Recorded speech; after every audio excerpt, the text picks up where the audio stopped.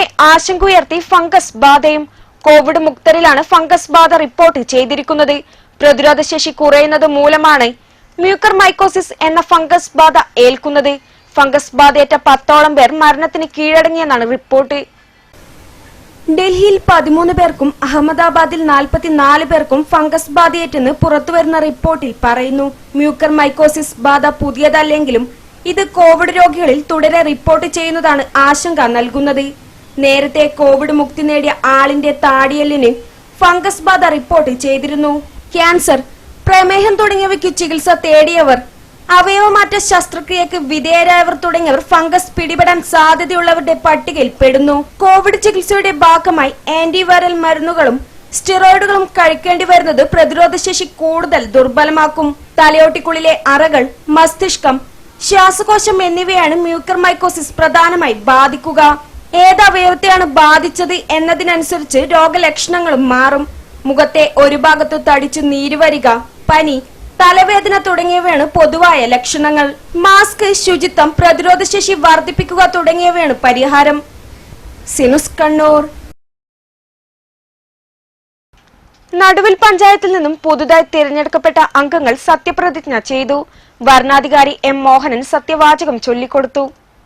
മുതിർന്ന അംഗം ജോസ് ആലിലക്കുഴി മറ്റ് 18 അംഗങ്ങൾക്ക് സത്യവാചകം ചൊല്ലിക്കൊടുത്തു. കോൺഗ്രസിന്റെ 8, CPM-ന്റെ 7, മുസ്ലിം ലീഗിന്റെ 3, സ്വതന്ത്രമായി മത്സരിച്ച ഒരു കോൺഗ്രസ് വിമത ഉൾപ്പെടെ 19 അംഗങ്ങളാണ് പഞ്ചായത്ത് അംഗങ്ങളായി അധികാരമേറ്റത്. 10 വനിതാ അംഗങ്ങളും 9 പുരുഷന്മാരും ആണുള്ളത്. ഇതിൽ 1-ാം വാർഡായ കരുവഞ്ചാലിൽ നിന്നും 16-ാം വാർഡായ അറയ്ക്കൽ താഴെ വാർഡിൽ നിന്നും പട്ടികവർഗ വിഭാഗത്തിലെ സാരഥികൾ ആണ്.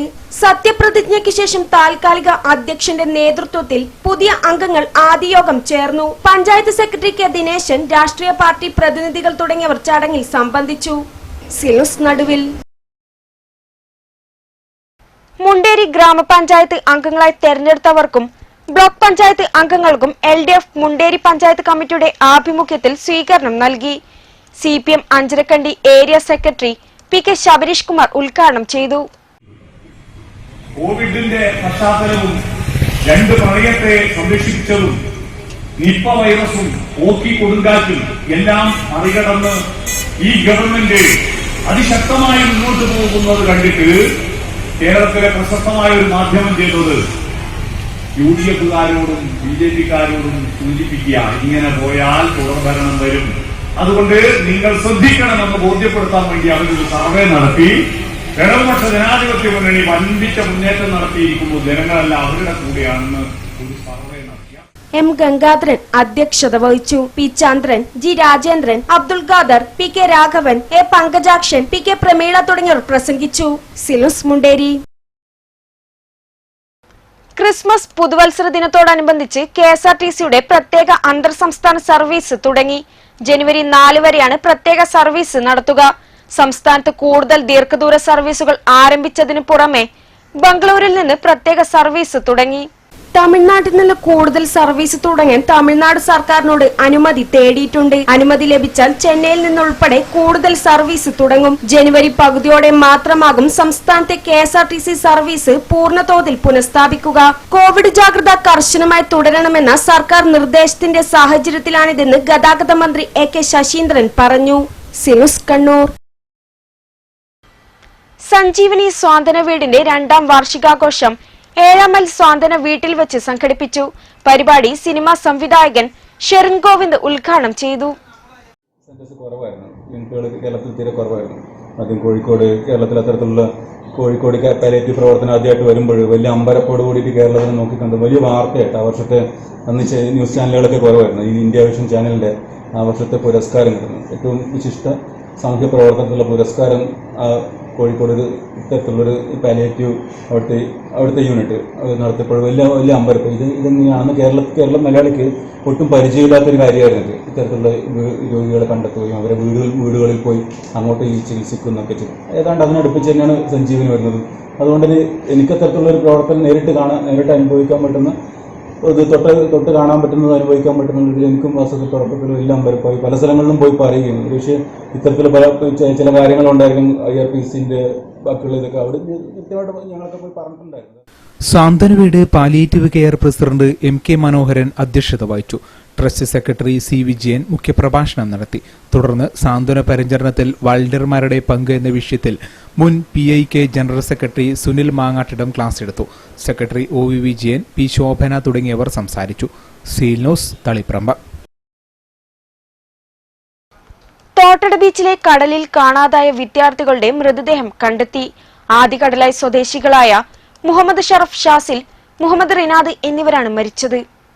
തിങ്കളാഴ്ച വൈകുന്നേരമാണ് കളിക്കുന്നതിനിടെ ഇരുവരെയും കടലിൽ കാണാതായത്. 15ഉം 14ഉം വയസ്സുള്ള വിദ്യാർത്ഥികളാണ് അപകടത്തിൽപ്പെട്ടത്. Seal news, Kannur. INTUC മുൻ ജില്ലാ പ്രസിഡന്റും സംസ്ഥാന ട്രഷററുമായിരുന്ന TV നാരായണന്റെ 39ാം ചരമ വാർഷിക ദിനാചരണത്തിന്റെ ഭാഗമായി പയ്യാമ്പലം സ്മൃതി മണ്ഡപത്തിൽ പുഷ്പാർച്ചന നടത്തി. KPCC general secretary advocate Martin George ഉദ്ഘാടനം ചെയ്തു.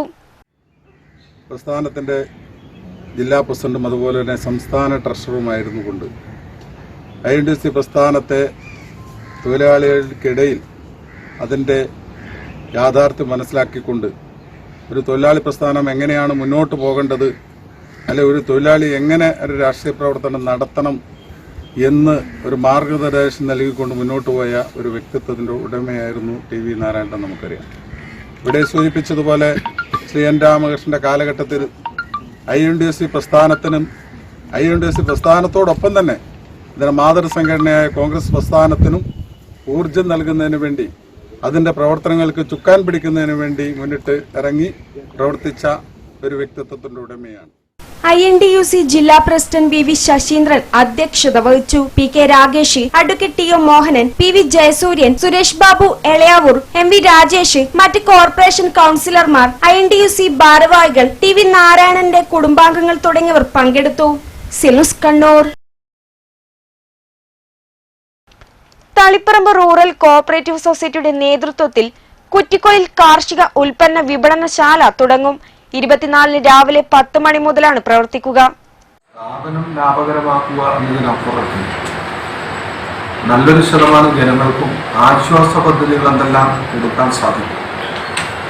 പ്രത്യേകിച്ച് സേവന മേഖലയാണ് ഞങ്ങളത് കൊണ്ട് ഉദ്ദേശിക്കുന്നത്. അപ്പോൾ 2 വർഷമായി നമ്മളൊരു നീതി ലാബ് പ്രവർത്തിച്ചു വരികയാണ്. ആ നീതി ലാബ് സഹകരണ മേഖലക്കകത്തല്ല, കണ്ണൂർ ജില്ലക്കകത്തെ അപൂർവങ്ങളായ ചില ലാബുകളിലൊന്ന്. അത് ഒരു പരിധിവരെ മറ്റ് ലാബുകളിലും വളരെ വ്യത്യസ്തമായിട്ടുള്ള ലാഭം അല്ലെങ്കിൽ ചുരുങ്ങിയ രീതിയിൽ ജനങ്ങൾക്ക് കൊടുക്കുവാൻ ടെസ്റ്റ് നടത്തുവാൻ സാധിക്കുന്നു.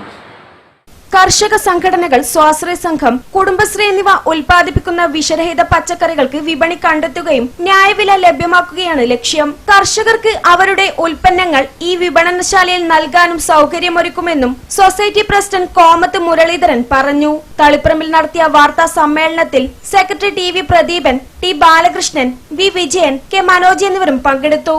സിൽസ്, തളിപ്പറമ്പ.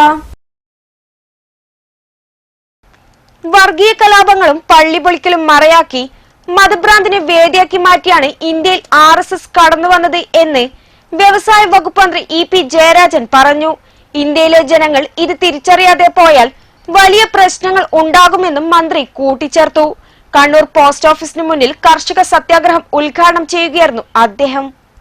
രാജ്യത്ത് അധികാരം പിടിച്ചെടുക്കാൻ BJP കണ്ടെത്തിയിട്ടുള്ള വഴി ഇന്ത്യൻ ജനതയിൽ മതപരമായ ചിന്ത വളർത്തുക എന്നതാണെന്നും EP ജയരാജൻ പറഞ്ഞു. എന്തെങ്കിലും ക്രിയാത്മകമായ നിലപാട് സ്വീകരിച്ച് പ്രവർത്തിച്ചിട്ടുള്ളവരല്ല. അവർക്കൊരു അജണ്ടയെ ഉണ്ടായിരുന്നു, അധികാരം പിടിക്കണം.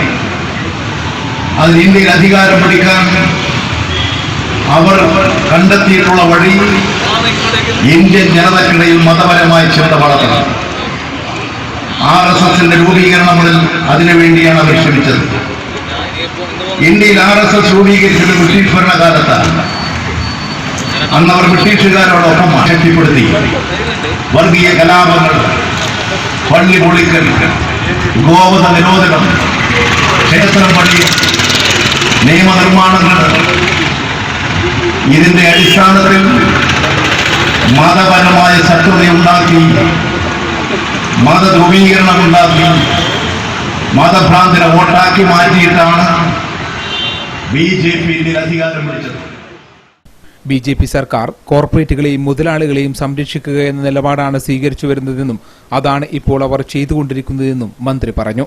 ചടങ്ങിൽ A. പ്രദീപൻ അധ്യക്ഷത വഹിച്ചു. OV നാരായണൻ, തോമസ് ഇടക്കരക്കണ്ടത്തിൽ, ശ്രീനിവാസ് മാറോളി, CP ഷൈജൻ തുടങ്ങിയവർ സംസാരിച്ചു. Seal news, Kannur.